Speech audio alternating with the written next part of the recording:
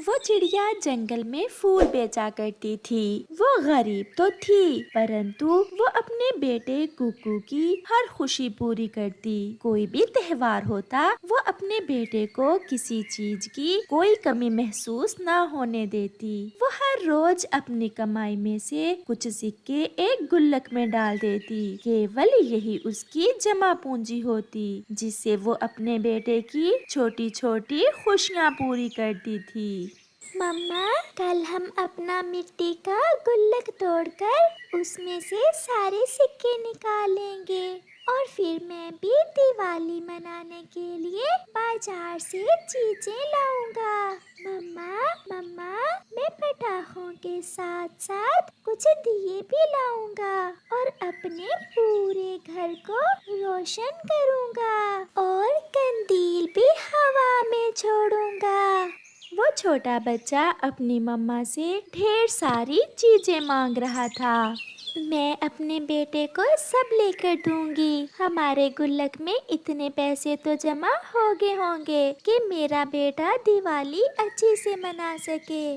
मम्मा, मैं नदी से पानी पी आऊं और अपने दोस्तों को भी बता आऊं। अपने बेटे को इतना खुश देखकर मम्मा चिड़िया भी बहुत खुश थी।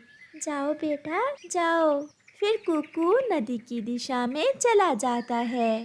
कुकू, दिवाली पर आप तो घर में ही रहना, क्योंकि तुम्हारी मम्मा तो बहुत गरीब है। जितने भी फूल बेच ले, वो तुम्हें दिवाली पर कुछ भी नहीं लेकर दे सकती।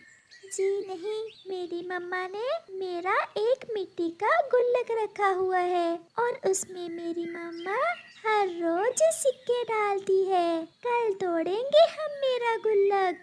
ये सुनकर जग्गू खुश होने की बजाय परेशान हो जाता है। मेरी अपनी मम्मा से शर्त लगी थी कि तुम दिवाली नहीं मना सकते, परंतु तुम तो बड़े तेज निकले। मैं अभी जाकर अपनी मम्मा को बताता हूँ।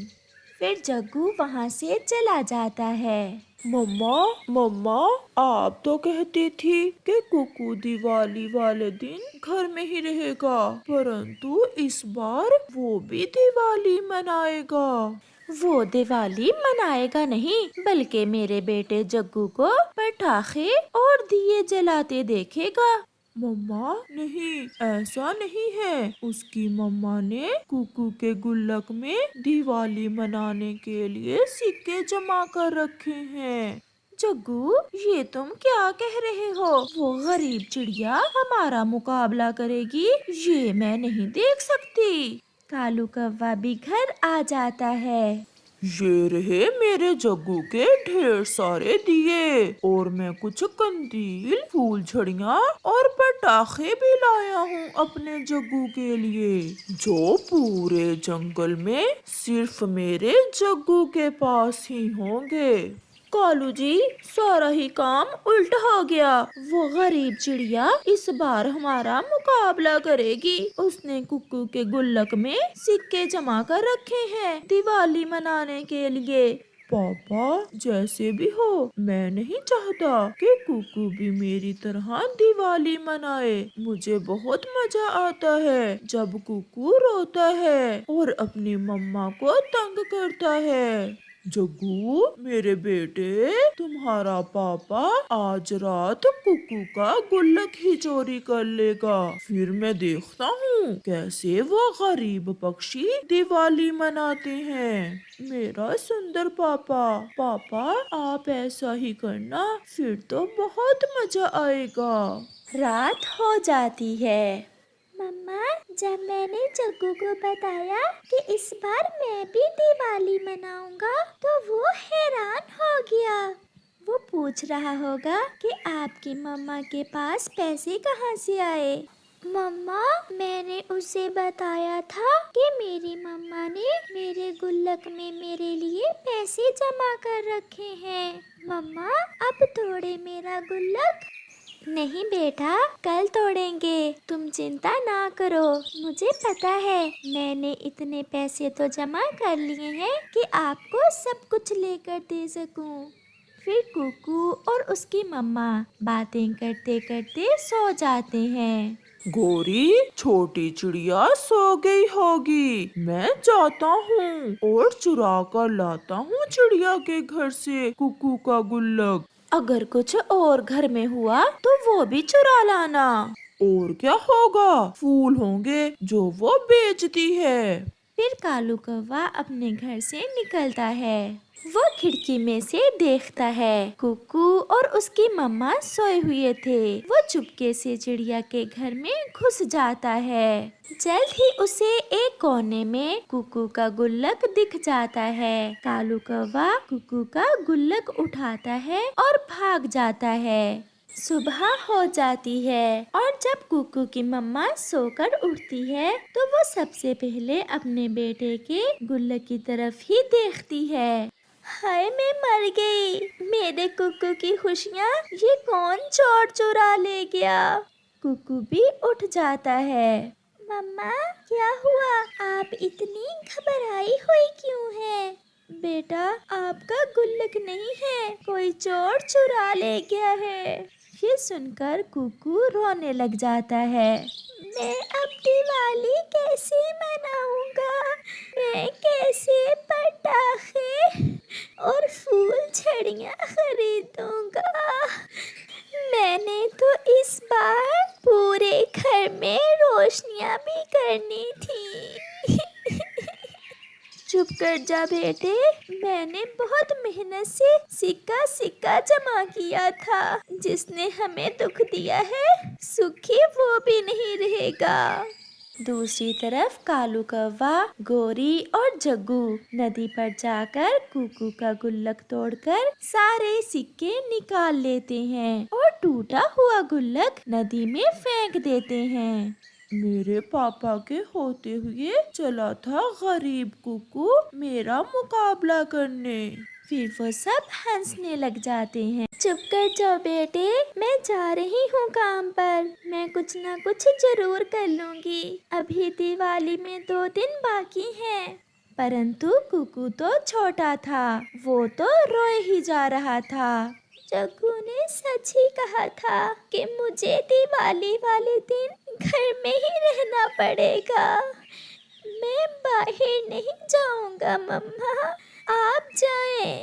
फिर चिड़िया अपने फूल लेकर जंगल के बाजार चली जाती है। फूल ले लो फूल, ताजे ताजे फूल। सब पक्षी तो दिवाली मनाने की तैयारियों में लगे हुए थे। आज तो चिड़िया का कोई भी फूल नहीं बिकता। वो निराश होकर एक जगह बैठ जाती है और रोने लग जाती है। कोई इतना गरीब भी ना हो कि अपने बच्चों की खुशियाँ ही पूरी ना कर सके।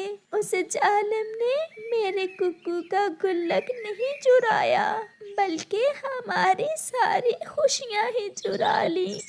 कुकू घर में बैठा हुआ था कि दरवाजे पर दस्तक होती है। मेरी मम्मा तो फूल बेचने गई हुई है। आप कौन है अंकल? बेटा, मेरा नाम कुमकुम है। मैं सागर वाले जंगल से आया हूँ। मैंने कुछ उधार लिया हुआ था आपके पिताजी से। मैं वो वापस करने आया हूँ। ये थैली आप रख लें और जब आपकी मम्मा आए तो उसे बता देना कि कुमकुम अंकल आए थे और ये थैली दे कर गए हैं। ऐसा कहते हुए वो पक्षी चला जाता है। शाम हो गई थी। चिड़िया ना चाहते हुए भी अपने घर को वापस उड़ती है। वो अपने बेटे का सामना करने से डर रही थी। मम्मा, कुमकुम अंकल कौन है? वो आए थे और ये थैली देकर गए हैं। कहते थे कि उन्होंने पिताजी से कुछ उधार लिया था। कुमकुम अंकल? बेटा, कुमकुम अंकल तो आपके पिताजी के बचपन के दोस्त थे। और इस थैली में क्या है? फिर चिड़िया वो थैली खोलती है। उसमें तो ढेर सारे रुपए थे।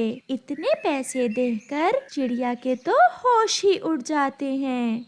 इतने सारे पैसे? फिर दिवाली का दिन भी आ जाता है और चिड़िया अपने बेटे के लिए पूरे घर को रोशन करने के लिए दिए लेती है, कंदील लेती है, पटाखे और रंग बिरंगी लाइटें लेती है। कुकू बहुत खुश था। वो अपने घर को रोशन करता है। पूरे जंगल में सबसे ज्यादा रोशन और आतिशबाजी करता है। वो बहुत खुश था।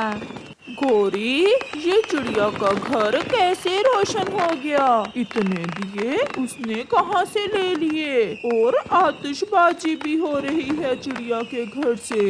पापा, कुकू जीत गया और मैं हार गया। सच ही कहते हैं कालू, किसी की रोशनियाँ चुराने से कोई गरीब नहीं हो जाता, क्योंकि सच्चाई और अच्छाई की रोशनी कोई छीन नहीं सकता। प्यारे दोस्तों, आप सबको दिवाली की नेक शुभकामनाएं और ऐसे खुशी के त्योहार पर गरीब पक्षियों का भी ख्याल रखें। आप सबका धन्यवाद।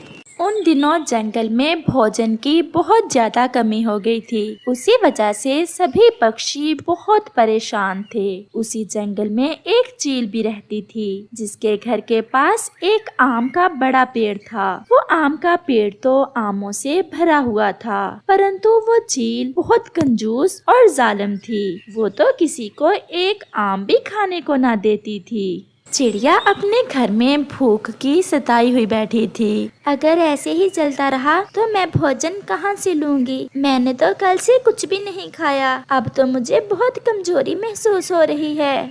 चील भी अपने घर की तरफ जा रही थी कि उसकी ऐनक अचानक से नीचे गिर जाती है और सीधी चिड़िया के घोंसले में आकर गिरती है। अरे, ये क्या हो गया? मेरी ऐनक तो नीचे गिर गई। बिना ऐनक के तो मुझे अच्छे से नजर भी नहीं आता। अब ऐनक तो मुझे नजर नहीं आएगी। मैं आहिस्ता आहिस्ता उड़कर अपने घर में चली जाती हूँ। ये ऐनक तो चील दीदी की है। मैं चील दीदी की ऐनक उसे दे आती हूँ। मेरे तो ये किसी काम की है नहीं। चिड़िया वो ऐनक लेकर चील की तरफ जाती है। कौन है मेरे घर के पास? कहीं कोई मेरे आम तो नहीं तोड़ रहा? नहीं नहीं, कोई भी आपके आम नहीं तोड़ रहा। मैं चिड़िया हूँ। मुझे आपकी ऐनक मिली थी, वो देने आई हूँ मैं आपको। ऐनक? लाओ चिड़िया, बिना ऐनक के तो मुझे कुछ भी दिखाई नहीं दे रहा। ये लें चील दीदी।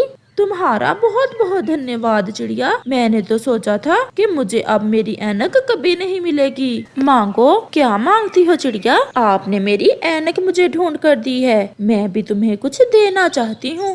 चील दी, 2 दिन से भूखी हूँ और जंगल में भोजन भी नहीं मिल रहा। अगर आप मुझे एक आम दे दें तो मेरे 2-4 दिन गुजर जाएंगे।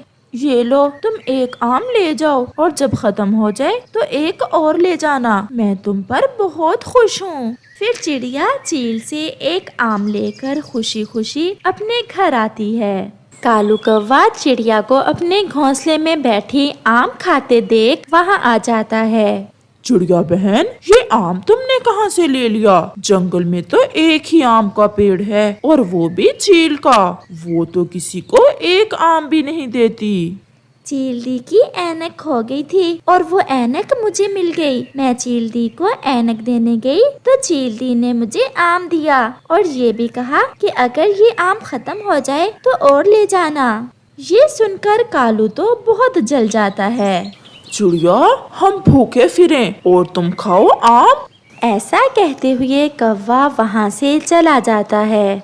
घर जाकर अपनी पत्नी गौरी कौवी को सारी बात बताता है। इसका मतलब तो ये हुआ कि उस बूढ़ी चील को बिना ऐनक के कुछ दिखाई नहीं देता। कालू जी, क्यों ना हम चील के घर के पास जाकर छुप कर बैठ जाएं और जब चील अपनी ऐनक उतारे तो आम चुरा कर भाग जाएं।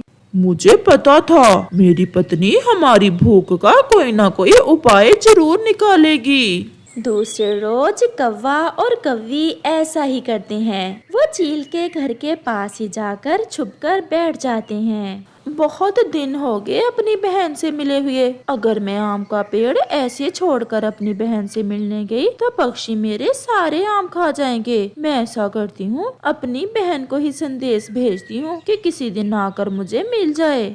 ऐसा कहते हुए चील अपनी ऐनक थोड़ी देर के लिए उतारकर एक तरफ रखती है। चल भी कालू, मौका अच्छा है। आहिस्ता आहिस्ता जाओ और चील के पास से 2-4 आम तोड़ कर ले आओ। फिर कौवा तुरंत चील के पास जाता है। इसे तो सच में कुछ भी दिखाई नहीं दे रहा। कौवा ऐसा सोचते हुए 2 आम तोड़कर वहाँ से उड़ जाता है। घर जाकर वो आम मजे मजे से खाते हैं। अब तो गोरी हर रोज हम ऐसा ही करेंगे। ऐसे तो चील के आम चुराने में कोई मुश्किल नहीं होगी। चिड़िया का आम भी खत्म हो गया था। चील दी ने कहा था कि और आम ले जाना, मैं चील से एक और आम ले आती हूँ। फिर चिड़िया चील की तरफ जाती है। चील दी, भूख लगी हुई थी, मैंने सोचा कि आपसे आम ले आती हूँ। चिड़िया आम ले जाओ, परंतु मेरा एक काम है, क्या तुम कर दोगी? बताएं बताएं चील दी, क्या काम है?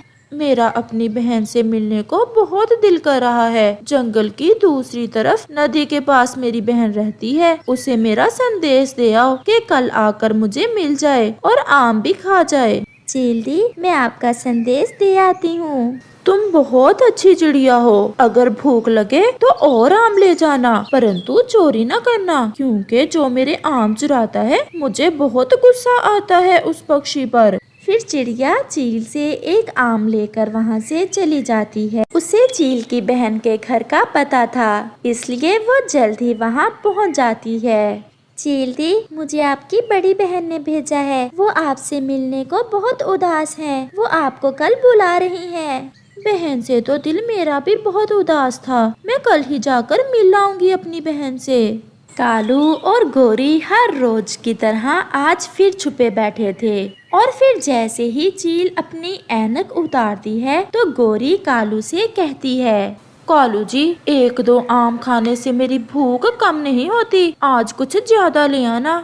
फिर कालू जल्दी से जाता है और फिर से चील के आम चुरा कर ले आता है और वो दोनों वहाँ से भाग जाते हैं। उन्हें जाते हुए चिड़िया देख लेती है। चिड़िया भी उनके पीछे ही उनके घर जाती है। कालू भैया, मैंने देख लिया है कि आप चील के आम चुराते हो। तो फिर क्या हुआ? अगर चील को बताया तो जान से मार दूंगी तुम्हें, छोटी चिड़िया। मुझे क्या जरूरत है बताने की, मैं तो बस इतना बताने आई थी कि चील दी बता रही थी कि उसे चोरों से सख्त नफरत है। अगर आप पकड़े गए तो वो बहुत मारेगी आपको। तुम जाओ, अगर मार पड़ेगी तो हम खा लेंगे। तुम अपनी चूं-चूं बंद करो और अपने घर जाओ। चिड़िया शर्मिंदा होकर वहाँ से चली जाती है। चिड़िया अपने घोंसले में बैठी आम खा रही थी कि कबूतर वहाँ आता है। चिड़िया बहन, मैं भी बहुत भूखा हूँ, मुझे भी थोड़ा सा आम दें खाने को। लो लो कबूतर भैया, आप भी खा लें। कबूतर भैया, आज मैंने देखा कौवे चील के आम चुरा रहे थे। अगर चील को पता चल गया तो बहुत मारेगी उनको। उन्हें कौन सा पहली बार मार पड़ेगी, वो तो कई बार पहले भी पिट चुके हैं, परंतु वो चोरियों से रुकते नहीं हैं। रात को कौवा और कौवी अपने घोंसले में लेटे हुए थे कि गोरी अपने पति से कहती है, कालू जी, रोज रोज चोरी करने से बेहतर है कि कल हम एक बार में ही सारे आम तोड़ लें और फिर मेरी माँ वाले जंगल जाकर मजे मजे से खाएंगे। मैं भी यही सोच रहा था, हम कल ऐसा ही करेंगे। और फिर दूसरे रोज चील की छोटी बहन भी चील से मिलने आ जाती है। छोटी, मेरा मन बहुत उदास था, इसीलिए मैंने चिड़िया से संदेश भेजा था। बड़ी, मेरा भी आम खाने को बहुत दिल कर रहा था और मैं आपसे भी उदास थी। छोटी, तुम थोड़ी देर यहाँ बैठो, मैं नदी से पानी पी कर आती हूँ और फिर मिलकर आम खाएंगे। फिर बड़ी चील नदी से पानी पीने चली जाती है। रोज की तरह कौवे भी आ जाते हैं। कालू जी, आज तो चील दी के पास ऐनक नहीं है, लगता है चील दी की ऐनक कहीं खो गई है। कालू और गोरी को ये नहीं पता चलता कि ये तो चील की छोटी बहन है और बड़ी चील तो नदी से पानी पीने गई हुई है। तो फिर आज हम सारे आम ही तोड़ लेंगे। फिर वो चील के पास जाते हैं। छोटी चील भी खामोश रहती है। वो कौवा और कौवी आम तोड़ तोड़ कर नीचे फेंकने लगते हैं। इन्हें ऐसा करते देख छोटी चील उन्हें पकड़ लेती है। बेशरम कौवो, चोरी करते हो। चील दी, आपको ऐनक के बिना कैसे नजर आ रहा है? वो मेरी बड़ी बहन है ऐनक वाली। बड़ी बहन भी आ जाती है और वो दोनों बहनें कौवों को पेड़ से बांध देती हैं। तो जब मैं ऐनक उतारती थी तब तुम मेरे आम चुराते थे। आज तुम्हें ऐसा सबक दूंगी जिंदगी भर याद रखोगे। फिर चील उनकी खूब पिटाई करती है। चील दी, एक बार छोड़ दो, फिर कभी इधर नहीं आएंगे। ऐसे ही वहाँ चिड़िया भी आ जाती है और चिड़िया चील की मिन्नती करके कौवों को चील से बचाती है। चिड़िया, अगर फिर ये कौवे मुझे इस तरफ नजर आए, जान से मार दूंगी। ले जाओ चिड़िया इन चोरों को। फिर ऐसे चिड़िया कौवों को बचाकर वहाँ से ले जाती है। इस कहानी से हमें सीख मिलती है कि चोर एक ना एक दिन पकड़ा ही जाता है।